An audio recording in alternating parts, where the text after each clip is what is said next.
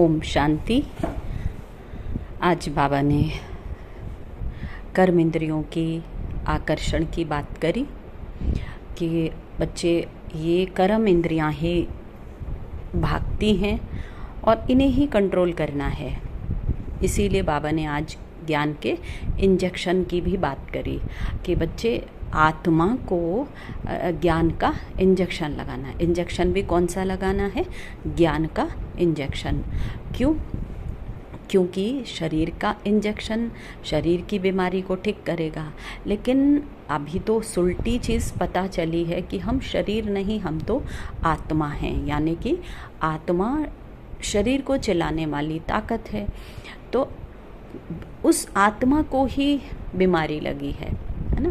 वो बीमारी है 5 विकारों की, पापों की, अवगुणों की, कमज़ोरियों की बीमारी लगी है। अब इसको कौन सी दवा, कौन सा इंजेक्शन लगाना पड़े, कौन सी ऑपरेशन इसका करना पड़े, तो वो भगवान हमारा सुप्रीम सर्जन बन करके हम सबको बताते हैं कि बच्चे आप जो हैं कौन सा इंजेक्शन लगाएं। ज्ञान का इंजेक्शन। क्यों? क्योंकि अज्ञान से सब आत्मा बेहोश हैं। इसीलिए बाबा कहते हैं, आज बाबा की 14 तारीख की वाणी है, तो बाबा बताते मीठे बच्चे बड़े बड़े स्थानों पर बड़े बड़े दुकान खोलो। दुकान का मतलब है बाबा का सेंटर। सर्विस को बढ़ाने के लिए प्लान बनाओ, मीटिंग करो और विचार चलाओ। प्रश्न है आज का, स्थूल वंडर्स तो सब जानते, लेकिन सबसे बड़ा वंडर कौन सा है जिसे तुम बच्चे ही जानते हो? उत्तर है, सबसे बड़ा वंडर तो यह है जो सबका सद्गति दाता बाप स्वयं आकर पढ़ाते हैं। यह वंडरफुल बात बताने के लिए तुम्हें अपने दुकानों का भपका करना पड़ता है। क्योंकि मनुष्य शो देखकर, भपका माना शो देखकर ही आते हैं, माना जिसकी दुकान जितनी सुंदर दिखेगी है ना, उस दुकान में आते हैं। तो सबसे अच्छा और बड़ा दुकान तो कैपिटल में होना चाहिए, यानी दिल्ली में होना चाहिए, ताकि सब आकर समझें। आज का गीत है मरना तेरी गली में। ओम शांति। शिव भगवानोवाच, रुद्र भगवानोवाच भी कहा जा सकता है, क्योंकि शिव माला नहीं गाई जाती है। जो मनुष्य भक्ति मार्ग में बहुत फेरते हैं ना माला, उसका तो नाम रखा है रुद्र माला। बात एक ही है, परंतु राइट वे में शिव बाबा ही पढ़ाते हैं। वह नाम ही होना चाहिए जो पढ़ाता है, और जिसके नाम की माला फेरी जाती है उसका राइट नाम तो हो। परंतु रुद्र माला नाम चला आता है तो वो भी समझाना होता है कि शिव और रुद्र में कोई फर्क नहीं है, दोनों एक ही हैं। तो बच्चों की बुद्धि में हम अच्छी रीति पुरुषार्थ कर बाबा के माला में नज़दीक आ जाएं। ये दृष्टांत भी बताया जाता है। जैसे बच्चे दौड़ी लगा कर जाते हैं निशाने तक, फिर लौट कर आते हैं, फिर टीचर के पास खड़े हो जाते हैं। यानी कि जब रेस होती है ना, तो रेस में एक निशाना होता है कि आपको वहाँ से छूकर वापस जो है यहीं पर आना है। तो रेस लगाते हैं, है ना, उसमें तो दौड़ी लगाते हैं और फिर पाला छू कर के आते हैं। तो यहाँ भी बाबा कहते हैं कि तुम बच्चे जानते हो, हमने तो 84 का चक्कर लगाया। अभी पहले माला में पिरोना है। किसकी माला में?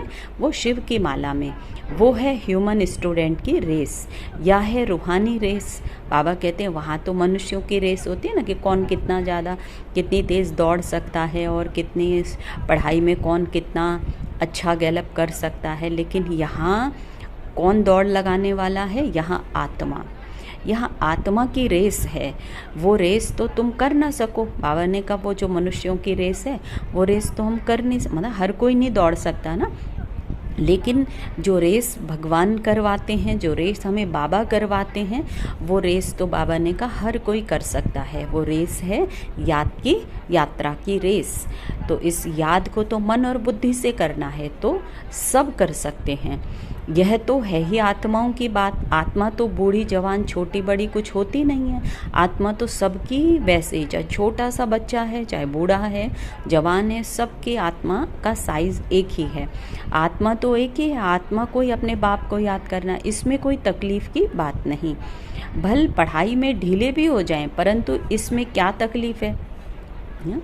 पढ़ाई में तो फिर भी बाबा ने कहा ऊपर नीचे हो सकता है ना, बुद्धि की बात है, किसको कितना समझ में, लेकिन याद करने में तो बाबा ने कहा क्या प्रॉब्लम है, याद तो कर सकते हैं, कुछ भी प्रॉब्लम नहीं। सभी आत्माएं भाई भाई हैं, उस रेस में जवान तेज दौड़ेंगे, यहाँ तो वो भी बात नहीं।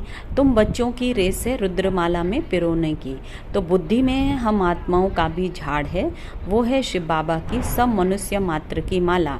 ऐसे नहीं सिर्फ 108 या 16,000 की माला, 16,108 की माला है, नहीं, जो भी मनुष्य मात्र है सबकी माला है।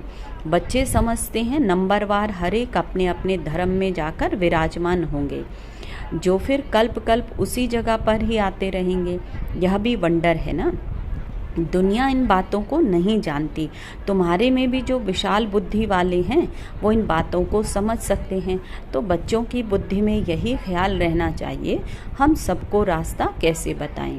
यह है विष्णु की माला, शुरू से लेकर सिजरा शुरू होता है, टाल टालियाँ सब है ना, तो वहाँ भी छोटी छोटी आत्माएं रहती हैं।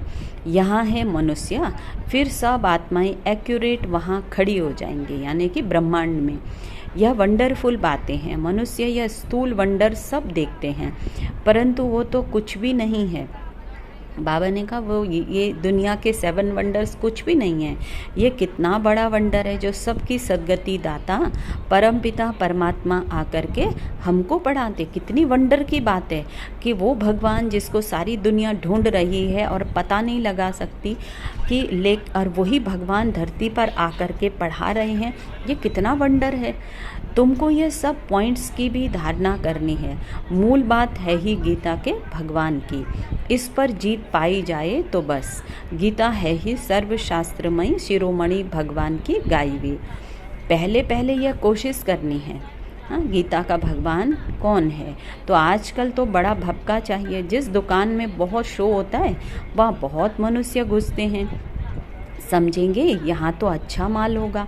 बच्चे डरते हैं, इतने बड़े बड़े सेंटर खोलें तो 1,00,000 2 लाख सलामी देवें तब दिल पसंद मकान मिले, या एक ही रॉयल बड़ा दुकान हो। बड़े दुकान बड़े बड़े शहरों में ही निकलते हैं। तुम्हारा सबसे बड़ा दुकान निकलना चाहिए कैपिटल में। बच्चों को विचार सागर मंथन करना चाहिए कि कैसे सेवा बढ़े। बड़ा दुकान निकालेंगे तो बड़े बड़े आदमी आएंगे, बड़े आदमी का तो आवाज़ झट फैलता है। पहले पहले तो ये कोशिश करनी चाहिए कि सर्विस के लिए बड़े से बड़ा स्थान ऐसी जगह पर बनाएं जो बड़े से बड़े मनुष्य आकर देखकर वंडर खाएं, और फिर वहाँ समझाने वाले भी फर्स्ट क्लास चाहिए।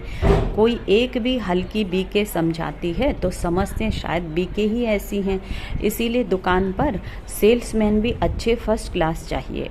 ये भी धंधा है ना। तो बाप कहते हैं हिम्मते बच्चे मददे बाप दादा। यह विनाशी धन तो कोई काम नहीं आएगा, हमको तो अपनी अविनाशी कमाई जमा करनी है, इसमें बहुतों का कल्याण होगा। तो जैसे इस ब्रह्मा ने भी किया, फिर कोई भूख थोड़े मरते हैं, तुम भी खाते हो, ये भी खाते हैं। यहाँ जो खान पान मिलता है वह और कहीं नहीं मिलता। ये सब कुछ बच्चों का ही है ना। बच्चों को अपनी राजाई स्थापन करनी है, इसमें बड़ी विशाल बुद्धि चाहिए। कैपिटल में नाम निकला तो सब समझ जाएंगे, कहेंगे बरोबर ये तो सच बतलाती है। विश्व का मालिक तो भगवान ही बनाएगा, मनुष्य को भगवान विश्व का मालिक थोड़े बनाएगा। बाबा सर्विस की वृद्धि के लिए ही राय देते हैं। सर्विस की वृद्धि तभी होगी जब बच्चों की फ्राक दिल होगी। जो भी कार्य करते हो फ्राक दिली से करो। कोई भी कार्य आपे ही करना, शुभ कार्य आपे ही करना, ये तो बहुत अच्छा है। कहा भी जाता है आपे ही करे सो देवता, कहने से करे वो मनुष्य और कहने से भी ना करे तो उसको क्या कह सकते हैं, डैश डैश। बाबा तो दाता है, बाबा थोड़े किसको कहेंगे ये करो, इस कार्य में इतना लगाओ, नहीं। बाबा ने समझाया है, बड़े बड़े राजाओं का भी हाथ कभी बंद नहीं रहता। राजाएं तो हमेशा दाता होते हैं। बाबा राय देते हैं क्या क्या जाकर करना चाहिए। खबरदारी भी बहुत चाहिए। माया पर भी जीत पानी है, बहुत ऊंच पद है, पिछाड़ी में रिजल्ट निकलती है। फिर जो बहुत फर्स्ट क्लास से पास होते हैं उनको खुशी भी होती है। पिछाड़ी में साक्षात्कार तो सबको होंगे ना, परंतु उस समय कर क्या सकेंगे। तो तकदीर में जो है वही मिलता है, पुरुषार्थ की बात तो अलग है। तो बाप बच्चों को समझाते हैं, विशाल बुद्धि बनो, अभी तुम धर्म आत्माएं बनते हो। दुनिया में धर्मात्मा तो बहुत होकर गए हैं ना, बहुत उन्हों का नामाचार होता है, फलाना बहुत धर्मात्मा मनुष्य था। कोई कोई तो पैसे इकट्ठे करते करते अचानक मर जाते हैं, फिर ट्रस्टी बनते हैं। कोई बच्चा भी नालायक होता है, फिर ट्रस्टी करते हैं। इस समय तो यह है पाप आत्माओं की दुनिया। बड़े बड़े गुरुओं आदि को दान करते हैं। जैसे कश्मीर का महाराजा था, विल करके गया कि आर्य समाजियों को मिले, उनका धर्म वृद्धि को पाए। अभी तुमको क्या करना है, किस धर्म को वृद्धि में लाना है? आदि सनातन देवी देवता धर्म को, यह किसको भी पता नहीं। तो अभी तुम फिर से वही स्थापन कर रहे हो। तो ब्रह्मा द्वारा स्थापना। अब बच्चों को एक की याद में रहना चाहिए। तुम याद के बल से ही सारी सृष्टि को पवित्र बनाते हो, क्योंकि तुम्हारे लिए तो पवित्र सृष्टि चाहिए। इनको आग लगने से पवित्र बनती है, पुरानी आग लगेगी तो बनेगी। खराब चीज को आग में पवित्र बनाते हैं। इनमें सब अपवित्र वस्तु पकड़ कर फिर अच्छी होकर निकलेगी। तो तुम जानते हो यह बहुत अच्छी तमो प्रधान दुनिया है, फिर सतो प्रधान होनी है। ये ज्ञान यज्ञ है ना। तुम हो ब्राह्मण, यह भी तुम जानते हो। शास्त्रों में तो अनेक बातें लिख दी हैं। यज्ञ फिर दक्ष प्रजापिता का नाम दिखाया है। फिर रुद्र ज्ञान यज्ञ कहाँ गया? तो इसके लिए भी क्या क्या कहानियां बैठ लिखी हैं। यज्ञ का वर्णन कायदे सिर तो है नहीं, तो बाप ही जाकर सब कुछ समझाते हैं। अभी तुम बच्चों ने ज्ञान यज्ञ रचा है श्रीमत से, यह है ज्ञान यज्ञ, और फिर विद्यालय भी हो जाता है। तो ज्ञान और यज्ञ दोनों अक्षर अलग अलग हैं। यज्ञ में तो आहुति डालनी है, और ज्ञान सागर बाबा ही आकर के वो यज्ञ रचते हैं। ये बड़ा भारी यज्ञ है, जिसमें सारी पुरानी दुनिया स्वाहा होनी है। तो बच्चों को सर्विस का प्लान बनाना है। बल गाँवों आदि में भी सर्विस करो। तुमको बहुत कहते हैं गरीबों को यह नॉलेज देनी चाहिए, सिर्फ राय देते हैं, खुद कोई काम नहीं करते, सर्विस नहीं करते, सिर्फ राय देते हैं कि ऐसा करो, बहुत अच्छा है, परंतु हमको फुर्सत नहीं है। तो नॉलेज तो बहुत अच्छी है, सबको ये नॉलेज मिलनी चाहिए।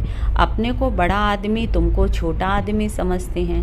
हाँ, जब कोई भी वीआईपी आते कहते अच्छा बहुत अच्छा काम है, ये करो वो करो, हमें तो फुर्सत नहीं है। तो बाबा कहते हैं तुमको वो छोटा आदमी समझते हैं, हाँ, तुम अपने को बड़ा समझते हैं। तो तुमको बहुत खबरदार रहना है। उस पढ़ाई के साथ फिर ये पढ़ाई भी मिलती है। तो पढ़ाई से बातचीत करने का अक्ल आ जाता है, मैनर्स अच्छे हो जाते हैं। अनपढ़े तो जैसे भुट्टू होते हैं, कैसे बात करनी चाहिए अक्ल भी नहीं है। बड़े आदमी को हमेशा आप कहकर बात करनी होती है। यहाँ तो कोई ऐसे भी हैं जो पति को भी तुम कह देंगी। आप अक्सर रॉयल है, तो बड़े आदमी को आप कहेंगे। तो बाबा पहले राय देते हैं कि दिल्ली जो परिस्थान थी वो फिर से इसे परिस्थान बनाना है। तो दिल्ली में सबको संदेश देना चाहिए। एडवर्टाइजमेंट बहुत अच्छी करनी है। टॉपिक्स भी बताते रहते हैं। बाबा तो कितनी टॉपिक बताते हैं। तो टॉपिक की लिस्ट बनाओ, फिर लिखते जाओ। विश्व में शांति कैसे हो सकती है, आकर के समझो। 21 जन्मों के लिए निरोगी कैसे बन सकते हो, आकर समझो। ऐसी खुशी की बातें निकली भी हों तो 21 जन्मों के लिए निरोगी सतयुगी डबल सिरताज आकर बनो। सतयुगी अक्षर तो सब में डालो। सुंदर सुंदर अक्षर हों तो मनुष्य देखकर खुश हों। घर में भी ऐसे कोई बोर्ड चित्र आदि लगे हुए हों।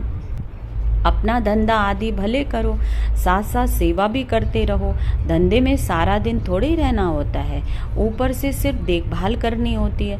बाकी काम असिस्टेंट मैनेजर चलाते हैं।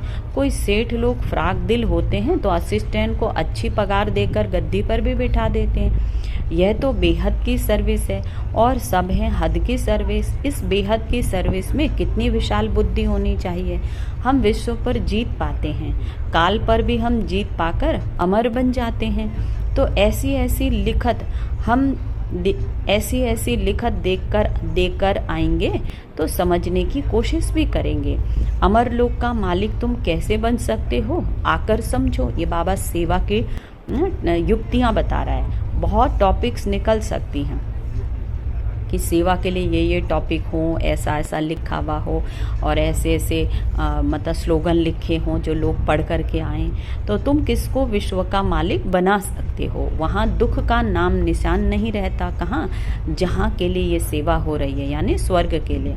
तो बच्चों को कितनी खुशी होनी चाहिए। बाबा हमको फिर से क्या बनाने आए हैं। तो बच्चे जानते हैं पुरानी सृष्टि से नई बननी है, मौत भी सामने खड़ा है। देखते हो लड़ाई लगती रहती है, बड़ी लड़ाई लगी तो खेल ही खलास हो जाएगा। तुम तो अच्छी रीति जानते हो। बाप बहुत प्यार से कहते हैं, मीठे बच्चों, विश्व की बादशाही तुम्हारे लिए। तुम विश्व के मालिक थे। भारत में तुमने अथाह सुख देखे, वहाँ रावण राज्य ही नहीं। तो इतनी खुशी चाहिए। बच्चों को आपस में मिलकर राय निकालनी चाहिए, अखबारों में डालना चाहिए। दिल्ली में ही एरोप्लेन से पर्चे गिराओ, निमंत्रण देते हैं, खर्चा कोई बहुत थोड़े लगता है। बड़ा ऑफिसर समझ जाए तो फ्री भी कर सकते हैं। तो बाबा राय देते, जैसे कलकत्ता है, वहाँ चौरंगी में फर्स्ट क्लास एक ही बड़ा दुकान हो रॉयल, तो ग्राहक बहुत आएंगे। मद्रास, बॉम्बे, बड़े बड़े शहरों में बड़ा दुकान हो। तो बाबा भी बिजनेसमैन तो है ना। तुमसे ककपन पाई पैसे लेकर एक्सचेंज में क्या देता हूँ। इसीलिए गाया जाता है रहम दिल। तो कौड़ी से हीरे जैसा बनाने वाला, मनुष्य को देवता बनाने वाला। बलिहारी तो एक बाप की ही है। बाप ना होता तो तुम्हारी क्या महिमा होती। हाँ, बाबा कह रहे अगर भगवान शिव बाबा ही ना होता तो हमें कौन देता इतनी राय, अक्कल और ऐसी सेवा करने की युक्तियाँ। तो तुम बच्चों को फख्र होना चाहिए, भगवान हमको पढ़ाते हैं। एम ऑब्जेक्ट नर से नारायण बनने की सामने खड़ी है। पहले पहले जिन्होंने अभ्यवचारी भक्ति शुरू की, वही जाकर ऊंच पद पाने का पुरुषार्थ करेंगे। तो बाबा कितनी अच्छी अच्छी पॉइंट समझाते हैं, बच्चों को भूल जाती है। तो तब बाबा कहते हैं पॉइंट्स लिखो। हाँ, बाबा क्या कहता है, पॉइंट्स लिखो। तो बाबा कहते हैं टॉपिक्स लिखते रहो। डॉक्टर लोग भी देखो किताब पढ़ते हैं। तुम हो मास्टर रूहानी सर्जन, तुमको सिखाते हैं आत्मा को इंजेक्शन कैसे लगाना है। यह है ज्ञान का इंजेक्शन। तो इसमें हाँ, बाबा क्या कह रहा है, ये ज्ञान का इंजेक्शन।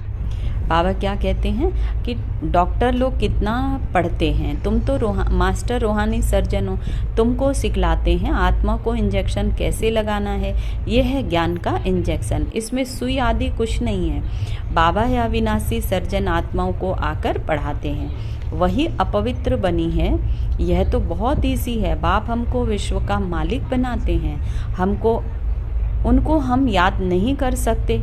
माया का अपोजिशन बहुत है, इसीलिए तो बाबा कहते हैं चार्ट रखो और सर्विस का ख्याल करो तो बहुत खुशी होगी।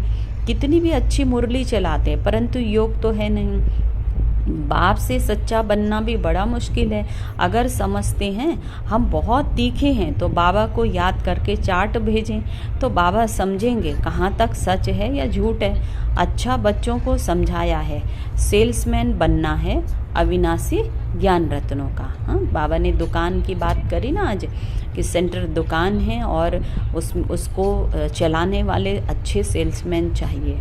अच्छा, मीठे मीठे सिखी लदे बच्चों प्रति माता पिता बाप दादा का याद प्यार गुड मॉर्निंग। रूहानी बाप की रूहानी बच्चों को नमस्ते। हम रूहानी बच्चों की रूहानी बाप दादा को नमस्ते। धारणा के लिए मुख्य सार है, एम ऑब्जेक्ट को सामने रख फकुर में रहना है। मास्टर रूहानी सर्जन बन सबको ज्ञान का इंजेक्शन लगाना है। सर्विस के साथ साथ याद का भी चार्ट रखना है तो खुशी रहेगी।